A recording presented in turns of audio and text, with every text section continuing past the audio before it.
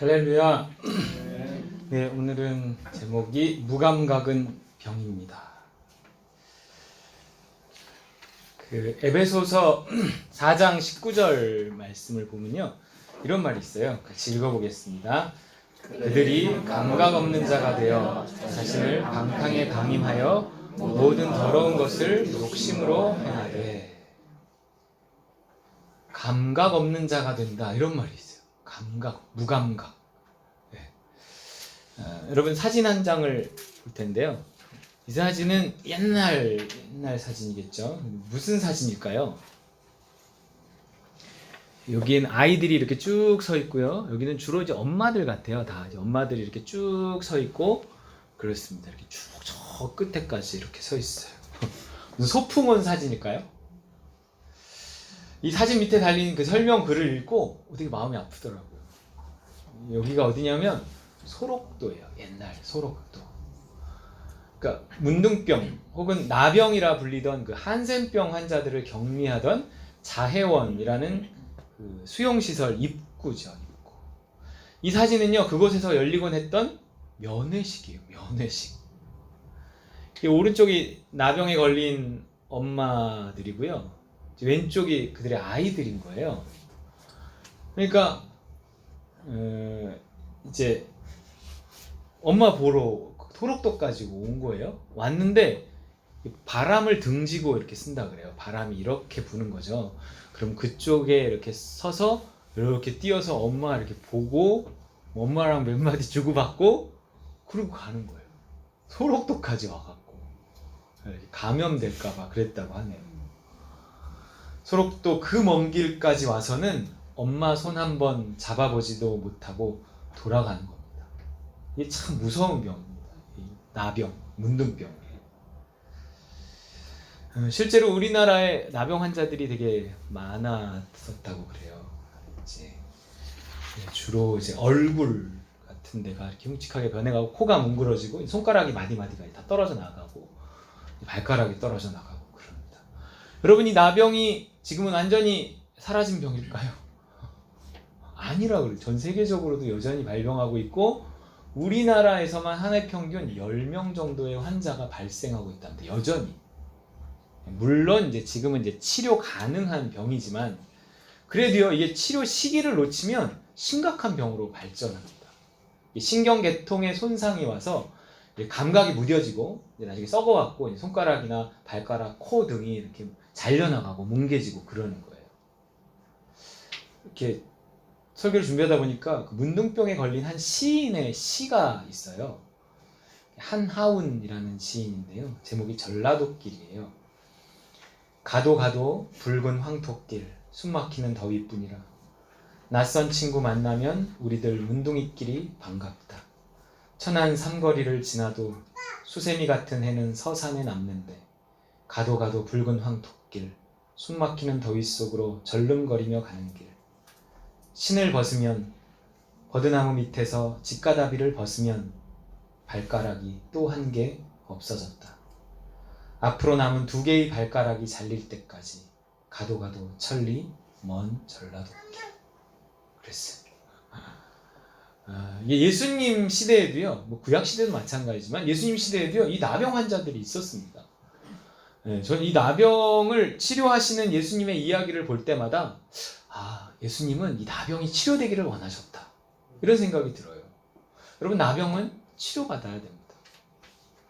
그런데 이 육적인 나병은 많이 사라졌지만 오늘날 영적인 나병은요, 더 창궐하고 있어요. 영적인 감각 이상이라고 그러는 거예요. 영적인 나병이에요. 양심이 무뎌져서요, 죄에 대해 점점 무감각해집니다. 세태가 점점 그래요. 양심이 무뎌져요. 죄라고 모르는 것도 잘 몰라요. 아이들은 점점 더 잔인하게, 도대체 애들이, 그리고 뭐 이렇게 범죄를 저질러 놓고도 인터뷰하면 지들끼리 장난하고 있고, 이런 어떻게 된 마음이 있길래 점점 그렇습니다. 나병이에요. 영성이 무뎌져서요, 뭔가 하나님의 음성에 대해서도 무감각해집니다. 그리고 종교가 형식화되고 이래요. 또 마음이 이렇게 무뎌져서요, 상대방의 아픔에 대해서도 되게 무감각해집니다. 이런 것들이 다 나병이에요. 여러분, 이렇게 감각이 없어지면 나중엔 이게 썩어서 잘려나간다는 게 되게 큰 문제예요. 영적 나병의 결국은 하나님에게서, 또 교회에서, 공동체에서, 심지어 가족에게서 잘려져 나갑니다. 요한복음 15장 6절 말씀인데요. 읽어볼게요. 시작. 나를 떠난 사람은 잘려나간 가지처럼 밖에 버려져 말라버린다. 그러면 사람들이 이런 가지를 모아다가 불에 던져 태워버린다.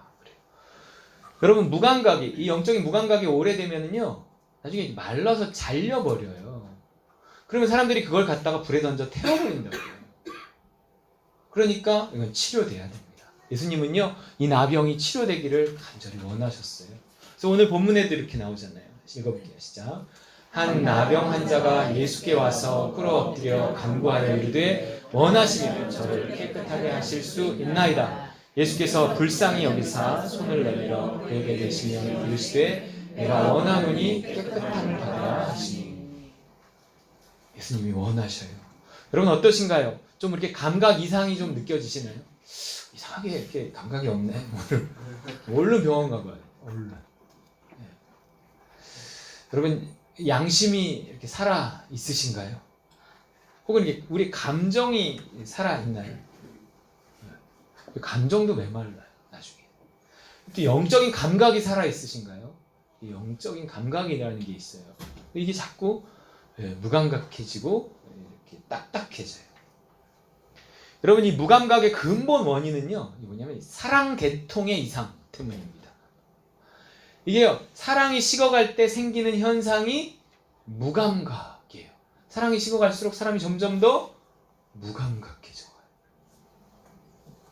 사람들의 사랑이 식어갑니다. 이거는 예수님이 말씀하신 말세의 징조였어요. 말세의 징조. 말세가 가까워질수록 사람들의 사랑이 점점 더 식어져 갈 거다. 그래요. 마태복음 24장 12절이에요. 이거 시작. 불법이 성함으로 많은 사람의 사랑이 식어지리라. 사랑이 식어가지고 가고 있어요. 여러분, 이게 발전하는 것 같죠? 아니에요. 우리는 죽어가고 있습니다. 여기는 써놓지 않았지만 연력학 제2법칙이라는 게 있더라고요. 물리학에.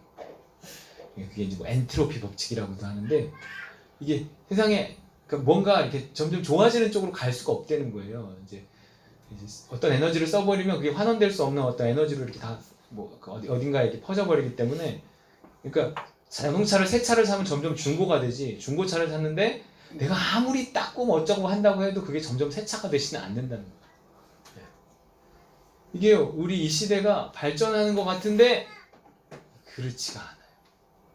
편해지는 듯한데, 여러분, 그 편안함을 차지하려고요, 치열하게 경쟁해요. 밥상머리에 앉아서도 핸드폰만 쳐다보고 있어요. 그 결과 이 감각이 무뎌져서 점점 신앙에서, 교회에서, 서로에게서 점점 멀어지는 거예요. 기술은 발전해서 편해지는 듯한데 사랑은 줄어들고 관계는 멀어지고, 이게 발전이 아니란 말이에요. 그 마지막은 어떻게 되느냐? 그 마지막은 불사름이 되리라, 이렇게 말하고 있어요. 그냥 그렇게 서로에게 터치 안 하고 핸드폰만 터치하면서 살다 보면 사랑이 식어집니다. 그럼 어제 같은 행사를 하는 것도요, 사랑이 식어지는 걸 막기 위해서 하는 거예요. 여러분, 그냥 있으면 이게 식어지지 뜨거워지지 않습니다. 절대. 네. 교회의 사명에는 코이노니아라는 게 있어요. 교제라는 게 있거든요. 뭔가 우리 교회가, 우리 개인이 이렇게 발버둥 쳐서 말씀대로 하려고 할 때 그나마 사랑은 유지라도 되는 거예요. 여러분, 사랑을 식게 하는 원인이 뭘까요? 뭐 때문이라 그래요? 불법이라 그래요. 불법. 네. 불법이 성함으로 많은 사람의 사랑이 식어지리라. 불법. 불법이 뭐예요? 죄죠, 죄. 죄가 점점 늘어난다는 거예요. 죄가 사랑을 식게 해요. 죄가 우리로 점점 무감각하게 만드는 문둥병의 원인균이에요. 죄가 들어오면 사랑이 식어요. 그러면서 사람이 점점 무감각해져요. 무뎌져요. 그래서 이 영적 문둥병의 원인균은 죄라는 거예요. 그래서 예수님은요, 우리 죄를 위해서 오셨어요. 그러니까 우리 죄의 문제를 해결해서 사랑을 회복하고 감각을 회복시키기 위해서 오신 거예요. 그 사랑이 회복된 곳이 어디냐? 천국이에요, 천국. 그래서 죄를 회개하잖아요. 죄를 회개하면 죄를 회개할수록, 죄의 문제를 해결하면 해결할수록 어디에 가까워지는가?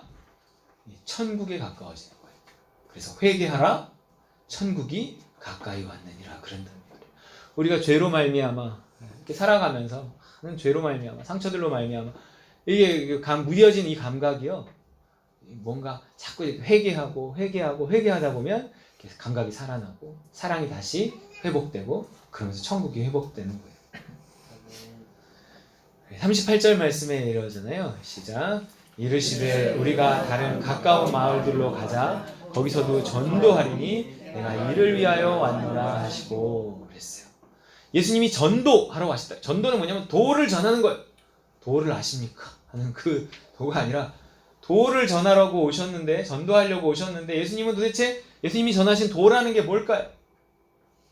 예수님의 이 같은 말을 누가는 좀 다르게 기록했어요. 이거 평행구절이라 그러죠. 누가복음 평행구절이에요. 시작.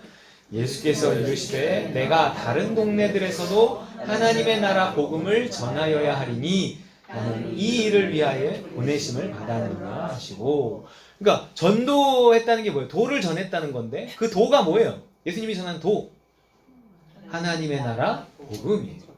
예수님이 도를 전하러 오셨는데, 그러니까 우리가 전도한다는 것은 하나님의 나라 복음을 전하는 거예요. 천국을 전하러 오셨어요, 예수님. 그게 전도예요. 천국을 전하는 것이 전도입니다. 그런데 그 천국이 뭐라고요? 천국이 어떻게 이루어진다고요? 사랑으로 이루어진다고요. 사랑으로 이루어진다고요. 결국 사랑으로 이루어지는 그 천국을 전하시려고, 천국을 회복시키시려고, 우리의 무감각을 해결하시려고, 죄의 문제를 해결하시려고 예수님이 오신 거예요.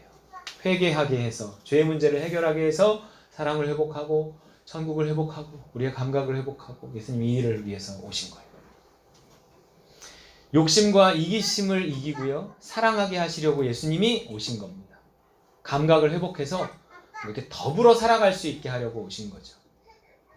여러분, 그 사랑만큼 내 삶에 천국이 이루어져요.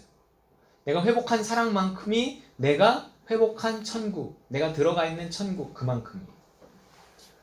세파에 찌들려 상처받고 배신당하면서 마음 문을 닫아 걸고, 그래서 사랑하지 않으면 사람들의 마음에서 내가 잘려나갑니다.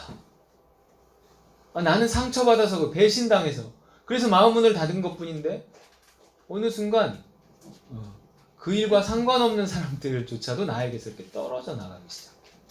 언젠가 이러다 보면 하나님한테서도 잘려나갑니다. 무감각한 게 편한 거라고 생각할지 몰라도 사실 편한 거죠. 무감각한 게 편할 때가 있어요. 무감각하면 별로 마음 아프지 않거든요.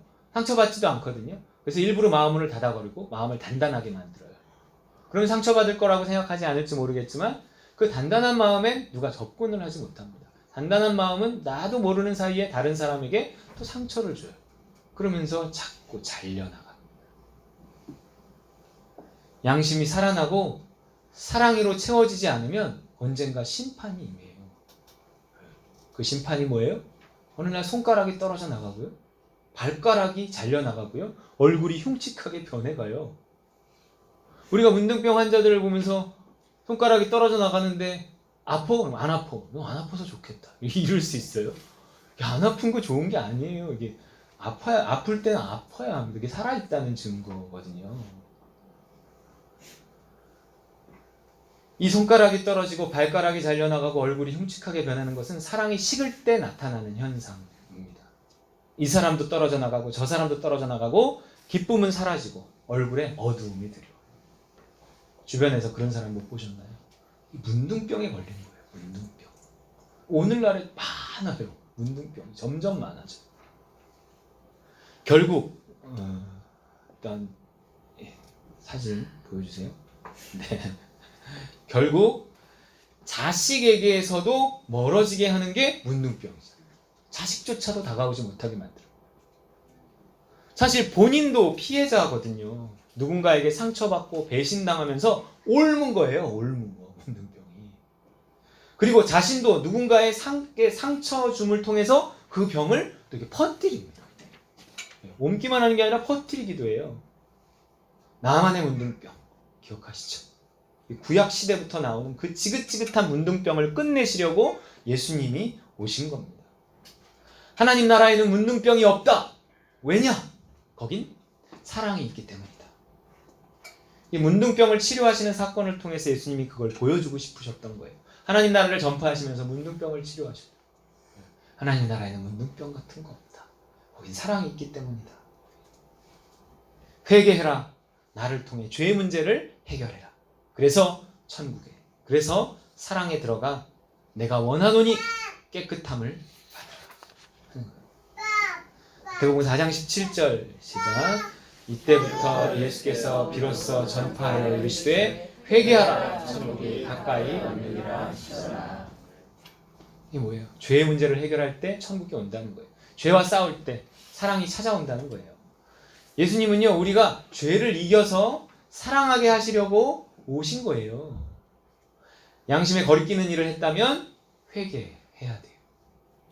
후회 말고요. 회개. 후회는 혼자 머리를 쥐어박는 게 후회입니다. 아 미친년, 아 미친년 이런 게 이게 후회예요. 회개는 그게 아니라 자백하는 거예요. 예수님께 자백하는 거예요. 그래서 예수님 잘못했습니다. 용서해 주세요. 다음부터는 그러지 않게 도와주세요. 이게 회개예요. 이게 회개. 뭔가 자꾸 죄가 느껴질 때마다 자꾸 이렇게 회개해야 돼요. 회개. 자꾸 회개해야 돼요.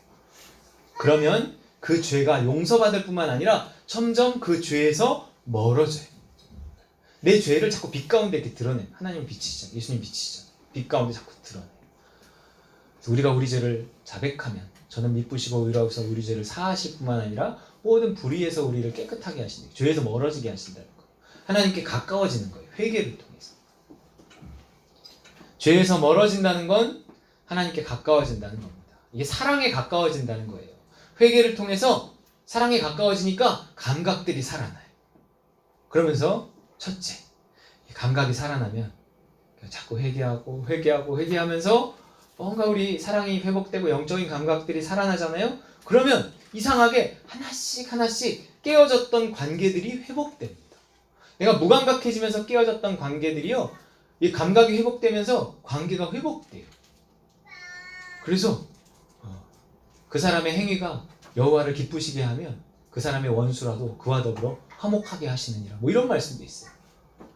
그러니까 내가 하나님 그런 기회를 자꾸 주시는 거예요. 인위적으로 꼭 하라는 게 아니라 내가 자꾸 회개하고 그럼 영적인 감각이 살아나고 사랑이 회복하고 그러면 하나님께서 이렇게 화해할 수 있는 기회들을 허락하셔요. 관계 회복이. 사랑을 통해 감각이 살아나면 관계가 회복돼요. 자, 문둥병이 치료되자 예수님 어떻게 하라 그래요? 제사장에게 가서 네 몸을 보여. 왜 보이는 거예요, 그게? 왜 보여? 그게 공동체로 돌아갈 수 있게 하기 위해서 그런 거예요. 여러분, 문둥병이 회복되면 문둥병자들 죽이는 거 아니에요. 그냥 자기들끼리 모여 살게 한단 말이에요. 근데 가족으로부터 떨어져 있어요. 공동체로부터 떨어져 있어요. 그러다가 그가 회복됐어. 그럼 제사장이 완치 판정 꽝꽝 하면 가족에게로 돌아갈 수 있단 말이에요. 관계가 다시 회복되는 거예요. 또한 둘째, 뭔가 이렇게 우리가 문둥병이 치료돼서 사랑이 찾아오고 감각이 살아나면 또 뭐가, 그래서 사람들 속으로 들어가면 뭐가 보이냐면 다른 사람들의 형편과 처지가 이렇게 눈에 들어와요. 무감각할 때 보이지 않았던 것들이요, 감각이 회복되면 사람이 보여요. 그래서 그 사람의 어떤 형편과 처지가 보이고 그 사람의 필요가 이렇게 보여요. 선을 행할 수 있는 이 능력이 좀씩 갖춰지는 거죠. 이 천국이 가까워지고 있다는 증거예요. 도울 사람이 보인다면 구원에 가까워지고 있는 겁니다. 죄와 싸우고 죄를 이기다 보면 자연스럽게 의에 가까워지는 거예요. 죄를 안 짓는 것이 항상 끝나지 않아요. 내가 회개하고 죄에서 멀어지면 의에 가까워지게 돼 있어요. 해야 할 일이 보여요. 하나님 믿음을 주시기 때문에. 문둥병이 치료되고 감각이 살아나면서 해야 할 일을 알게 되는 겁니다. 또 광고 시간에도 말씀드리겠지만 제가 좀 갑작스럽게 다음 주 월요일 날, 그러니까 내일 말고요, 그 다음 주 월요일 날 3박 4일 일정으로 좀 중국 선교를 다녀오려고 합니다. 선교라고 하기엔 뭘 달리 이름 붙일 게 없어갖고 항상 갔지만 중국 신학교 강의 다닌 지가 꽤 오래됐었거든요. 옛날에 하얼빈 신학교 십몇 년 전부터 하얼빈 신학교도 굉장히 여러 번 갔고 석가장 신학교도 갔는데 얼마 전부터 갑자기 중국이 어느 날 들어갔는데 10손가락 지문을 찍어요. 공항에서. 안 찍으면 못 들어갑니다. 이렇게 막 뻘겋게 써놨어요. 뭐 그러고 나더니 그 다음부터 막 이제 선교사들이 쫓겨나기 시작하고 이제 한국에서 중국에 들어가는 사람이 지금 거의 없어요. 말씀을 전하러 들어가는 사람이 없어요. 그래서 이제 못 들어가고 있기는 한데 거기에 이제 제가 들어가면 항상 통역을 해주시던 허경범 목사님 지난번에 우리 오셨었잖아요. 그분이 중국 안산, 그러니까 북한 위쪽이더라고요. 그쪽에서 이제 그 가정교회를 하고 계시면서 이제 통역을 전국으로 또 대만까지 막 통역을 굉장히 잘하세요. 다니시면서 이제 그걸로 생활을 하셨거든요. 근데 이제 그게 이제 100% 단 한 사람도 안 들어온대요. 100% 다 맡기면서 하나님이 그래도 길을 열어주셔서 뭔가 이제 그 자체적으로 그 중국 안에서 말씀을 그냥 통역이 아닌 말씀을 전하러 이렇게 다니신다고 지난번에 들었는데 이제 얼마 전에 이제 통화를 한번 했는데 그거를 아직 하고 있기는 한데 그게 일주일 전, 한 달 전 통역은 뭐 그렇게 해서 1년 내내 스케줄이 잡혀 있거든요, 그분이. 이게 아니라 전날에 연락한대, 전날에. 그렇지 않으면 이게 말이 새 나가면 큰일이 나기 때문에 전날에 연락하면 이제 다음날 짐 싸갖고 가고 말씀 전하고 뭐 그렇게 있다고 하더라고요. 근데 아무래도 굉장히 좀 이제 쉽지 않게 생활을 하고 목회를 하고 계신 것 같습니다. 이제 카카오 전화를 하는데 뭐라고 이제 카카오톡도 되게 조심스러운 거예요. 다 도청된다고 보면 되거든요. 그렇기 때문에 되게 조심스러워서 제가 들어가서 선교 이런 거 할 수 없잖아요. 제가 들어가서 사업을 할 수 있습니까? 이렇게 물었더니 그래서 이제 가능하다고 이러기는 해요. 근데 이제 걸리면 큰일 납니다. 추방이 문제가 아니에요. 걸리면 요즘에는 그렇기 때문에 이제 우리가 기도가 필요한 거고요. 가서 제가 거기에 어떤 큰 해를 끼칠 것 같은 느낌이 드는데도 하거나 뭐 그러면 안 되겠죠. 준비는 해가고 가능하다고 어쨌든 했으니까. 그래서 좀 3박 4일간 좀 들어가 보려고 합니다. 그래서 일단은 제가 들어가는 날 나오는 날 빼고 이제 나머지 3박 4일이니까 이틀간은 그렇게 제가 사업을 할 수 있게 해달라고 했는데 이제 뭐 가능하다고는 했어요. 어쨌든 여러분 선교는요 우리들이 해야 할 일이고 교회가 해야 할 일입니다. 뭔가 뭐 자꾸 막히고 안 된다고 해서 자꾸 안 가고 있으면 결국 안 가겠더라고요. 한번 들어가 봐서 상황을 보고 또 그 목사님 목회 현장도 보고 또 우리가 할 수 있는 일이 뭔지도 보고 할 수 있다면 말씀을 전하고 좀 그렇게 하는 마음을 주셔서 그렇게 해보려고 합니다. 거기 정확한 상황은 모르지만요 아마 도움을 주고 와야 하는 상황일 거예요. 거기에 목사님 가정도 아이들이 둘이 있고 또 사모님도 조금 아프시거든요. 이제 그런 곳이기 때문에 제가 그 이렇게 선교 갈 때 되게 자주 나가면서도 한 번도 이제 선교 헌금을 해보자고 한 적은 없어요. 항상 뭐 기도만 해달라고 했지. 근데 다음 주에 여러분이 그 선교 헌금이라는 걸 한번 해봤으면 좋겠어요. 물론 이제 여러분이 내시는 헌금 안에 그게 다 들어있는 개념이에요. 그런데 이제 뭐 그런 마음이 이제 오니까 그 여러분 중에서 마음이 오시는 분만 억지로나 인색함으로는 하지 마시고요.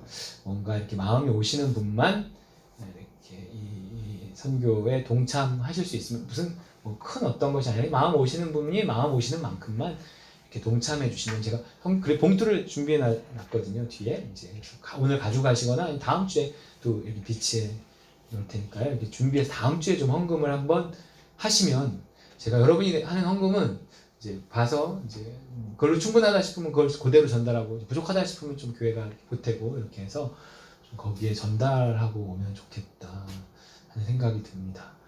예루살렘 교회에서 복음이 나갔지만 이방 교회에서 예루살렘에 어려움이 오니까 예루살렘 교회에 이렇게 구제 헌금을 막 바울이 전달하고 막 그러는 게 성경에 나오거든요. 교회들이 어려운 일이 있을 땐 국경과 국경을 넘어서도 그렇게 돕기도 합니다. 하나님 기뻐하시는 일이에요. 할 일이 보인다는 것은요, 할 일을 주신다는 것은요, 살아있다는 증거일 뿐만 아니라 뭔가 순종하면 하나님 더 큰 복을 주시겠다는 약속이기도 한 거예요. 그래서 범사에 헤아려 좋은 것을 취하라 그런 말이 있어요. 늘 가면 제가 복을 벌어 오겠습니다. 그러고 가는데 이번에도 마찬가지 복을 벌어 오겠습니다. 문둥병이 치료되고 감각이 살아나면서 해야 할 일이 보이고 그 일을 할 수 있다면 그 사람은 그 교회는 천국이 가까이 있는 거예요. 그런데요, 오늘 본문에는요, 병을 치료한 사건만 나오는 게 아니에요. 예수님이 전도하시면서 또한 귀신을 쫓아내십니다. 귀신을. 34절에 읽어볼게요.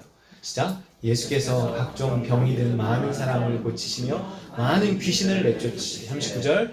이에 온 갈릴리에 다니시며 그들의 여러 회당에서 전도하시고 또 귀신들을 내쫓으시더라 그랬어요. 여러분, 귀신이 내쫓긴다는 것은 뭐냐면 천국이 가까워지고 있다는 신호예요. 내가 하나님의 성령을 힘입어 귀신을 쫓아내는 것이면 하나님의 나라가 이미 너희에게 임하였다. 그러니까 뭔가 내가 하나님의 나라에 가까워질수록 귀신은, 나에게 붙었던 귀신들이 자꾸 떠나가는 거예요. 귀신들이 천국엔 들어갈 수가 없거든요. 내가 천국에 가까워지면 가까워질수록 그들은 괴로워하고 떠나는 거죠. 여러분, 귀신은 있습니다. 귀신이 있어요. 우리 애들이 엄마 귀신 있어? 귀신이 있다고 해줘야 돼요. 근데 애들이 혹 무서워하면 이제 뭐 적당히 둘러대야 되겠지만 귀신이 있어요. 뱀이 받은 저주처럼 흙으로 지어진 인간에게 딱 붙어서 그 흙을 먹으며 사는 존재. 배로 기어다닌다 그랬잖아요. 흙에 붙어 다니는 거예요. 사람에게 딱 붙어서 흙을 먹어요. 뱀이 흙을 먹나요? 사람을 먹어요. 사람을 무감각하게 만들어서요, 죄를 짓게 하고요, 또 관계를 깨뜨리고요, 하나님에게서 멀어지게 합니다. 문둥병의 원인균을 따지면 죄지만 그 죄를 퍼뜨리는 건 귀신이에요. 귀신. 여러분, 옛날에 중세 이럴 때 패스트라는 것이 유행해갖고 엄청나게 사람들이 죽었단 말이에요. 유럽에서. 그 패스트는 패스트균이 있어요. 그리고 패스트균을 퍼뜨린 게 뭘까요? 쥐였어요. 쥐. 흑사병이라고 해요. 쥐였어요. 우리의 문둥병을 유발하는 건 죄지만 그 죄를 퍼뜨리는 건 그 뒤에 역사는 영이 있어요. 귀신이. 그들은 자신의 정체를 꽁꽁 감추기 때문에 웬만해선 알아보기가 힘듭니다. 우리가요, 그냥 힘들어, 힘들다고만 생각하지 그 뒤에 귀신이 역사한다고는 잘 생각하지 못해요. 또 내가 그냥 유혹받았어, 혹은 내가 너무 욕심냈어, 이렇게만 생각하지 그 뒤에서 귀신이 역사한다고는 잘 믿지 않아요. 하지만 그들은요, 우리에게 붙어서 부지런히 일하고 있습니다. 여러분, 귀신을 본 적은 없죠. 하지만 귀신은 있어요. 천사를 본 적은 없지만 천사가 있는 것처럼. 베드로전서 5장 8절이에요. 시작. 근신하라, 깨어라. 너희에게서 마귀가 우는 사자같이 두루다니며 삼킬 자를 찾나니. 그래요. 이 귀신은 어디에 거하느냐? 이 죄가 있는 곳에 거해요. 죄가. 여러분, 똥이 있는 곳에 항상 뭐가 있어요? 파리가 있어요. 파리. 똥파리가 있어요. 죄가 있는 곳에는 귀신이 붙어 있습니다. 네. 그래서 내가 회개한다는 것은, 죄와 싸운다는 것은요, 귀신을 쫓아내는 작업이에요. 회개하면 귀신도 떠나갑니다. 내가 죄를 자꾸 회개하다 보면 이게 귀신이 먹을 게 없어지니까 떠나가요. 히브리서 12장 4절이에요. 시작. 너희가 죄와 싸우되 아직 피 흘리기까지는 대함하지 아니하고. 우리가 죄와 싸우는데 피 흘리기까지 싸워야 된다. 예수님 피만 흘리면 딱 좋겠는데 이건 내 피를 얘기하는 거지 예수님 피를 얘기하는 게 아니에요. 그렇게 싸우라는 거예요. 우리의 초점은 잘 먹고 잘 사는 데 있지 않습니다. 우리를 불행하게 만드는 죄의 세력과의 싸움에 있어요. 하나님에게서 멀어지게 하고 사랑에서 멀어지게 해서 무감각하게 만들고요, 무뎌진 채로 이렇게 살다가 점점 더 외로워지고 점점 더 괴로워지게 하는 어떤 세력과의 싸움이 우리의 싸움이에요. 먹고 사는 게 전쟁이라고 하지만 아니에요. 그 전쟁보다 더 심한 전쟁은 영적인 세력들과의 전쟁, 죄와의 싸움, 마귀와 귀신과의 전쟁입니다.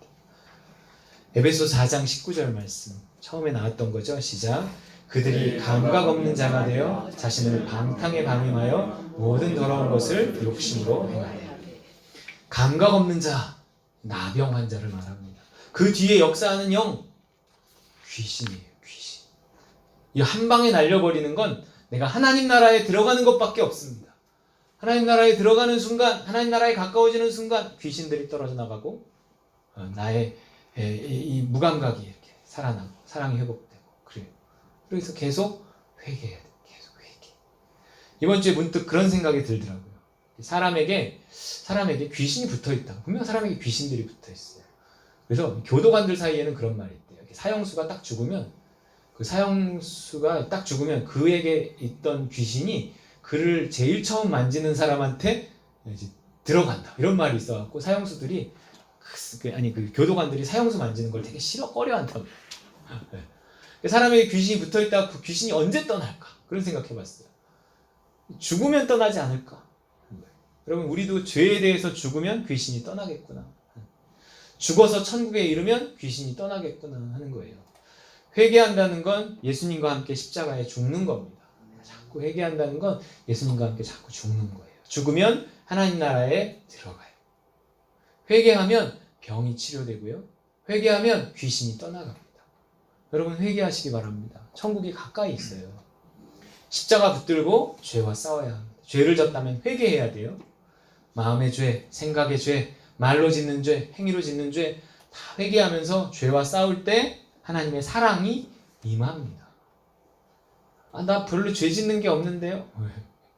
근데 우리가 믿음으로 행치 않는 모든 것이 다 사실은 죄라고 말하거든요. 하나님의 뜻이라는 확신 없이 어떤 일들을 행할 때 그것이 자꾸 우리에게 죄책감을 남기고 우리 하나님에서 멀어지게 해요. 어쨌든 내가 생각하는 죄라는 게 있단 말이에요.